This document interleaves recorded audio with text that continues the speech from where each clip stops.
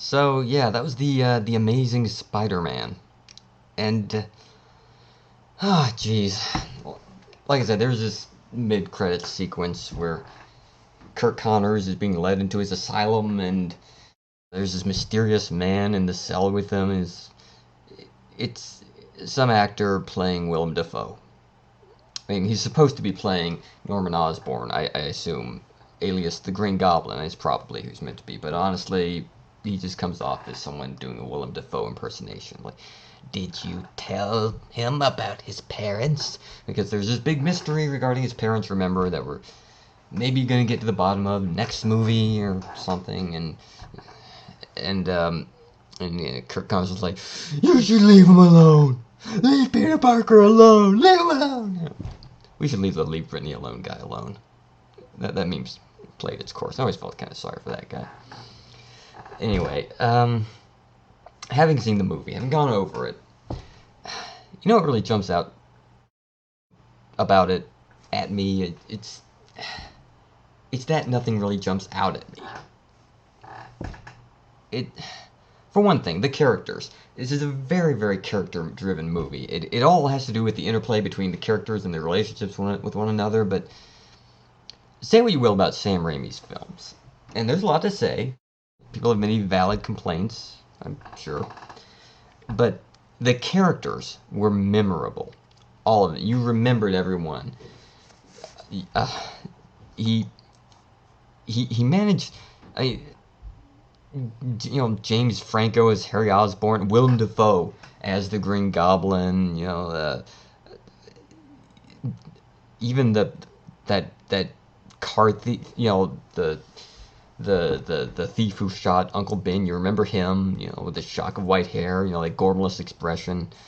Kirsten Dunst as Mary Jane Watson, and of course J.K. Simmons as J. Jonah Jameson. The perfect J. Jonah Jameson. You remember them. Each and every one of them, even the supporting characters. In this movie, I have to say, they seem comparatively kind of like non-entities. And they're actors playing their particular parts.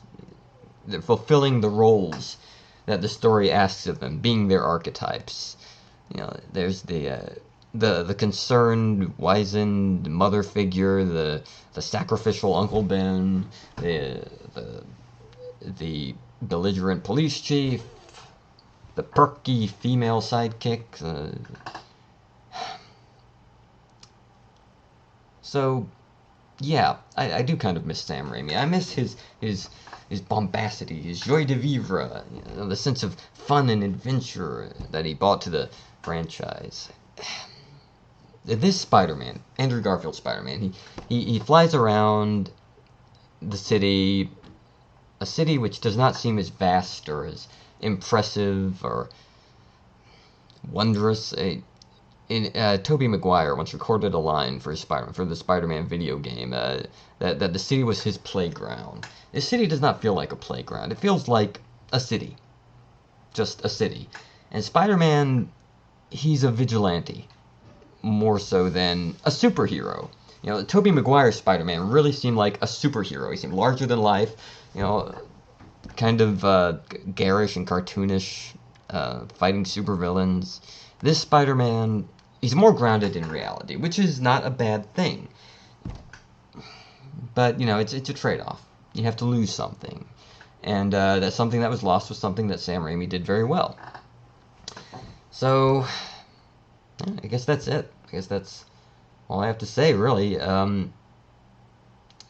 than Andrew Garfield, none of the characters really stayed with me. I'm just not really that invested in them. They didn't impress me. Andrew Garfield impressed me, but that's the way that I describe this movie. It doesn't impress me. It's not to say it's bad. It's not to say it failed necessarily in any particular way, but it did not impress me. Sam Raimi's first two Spider-Man movies, they impressed me. They really did. They everything about them was just kind of spiffy and shiny, and The Amazing Spider-Man does not leave so much of an impact. Everything from the special effects It's not really all that impressive to the fight sequences. They're good. They're not fantastic acrobatic displays of amazing superhuman agility. The music is forgettable. Another thing, say what you will, again, say what you will about Sam Raimi's films. The music was very memorable. You know, that soaring melody, dun dun dun dun dun dun dun dun, building to that crescendo. This movie, it's I can't even hum it. I don't recall it. It could be any one of a zillion other songs. So, yeah, that's where I stand. I still maintain that uh, the the cutting off of Sam Raimi's line of films was a bit of a tragedy. It should have been allowed to reach level of completion because we all know that worse directors make worse films, make sequels to worse films every year. Michael Bay has carte blanche, make wretched Transformers sequel after Transformers sequel. Those lousy Resident Evil films. I know, Sam Raimi just can't get a break. But at least for a while, he was at the top of the world. Just wish he'd been allowed to finish the trail. Anyway, so, yeah, I guess it's a solid 3 out of 5 stars? 3.5?